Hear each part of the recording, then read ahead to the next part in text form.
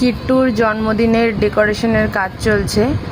এই যে পুরো মাঠটাকে সাজানো হবে, মাঠে ঘাস কাটা চলছে, ওই দিয়ে সব পরিষ্কার পরিচ্ছন্ন করা চলছে। আর এখানে ওই কোনায় হচ্ছে হলদি স্টেজের কাজ, এখানে হচ্ছে কেক কাটার স্টেজের কাজ। পুরো মাঠটাকে যেহেতু ডেকোরেশন করা হবে তাই একটু সময় লাগবে, সবে শুরু করেছে। এখানে পুরো লাইটিংয়ের কাজ হবে। আর এই যে সামনে দেখছো বাঁশ টানানো, এখানটা একটা ছোট মতন গেট হবে। আর এই দাদাটা রং করছে, ওখানে লাইটিংয়ের কাজ হবে। ওই মেন গেটের সামনে একটা বড় গেট হবে, বড় গেটে সব কাজ চলছে। এই গণেশটা বসবে এক পাশে, আর কিট্টুর ছবি থাকবে।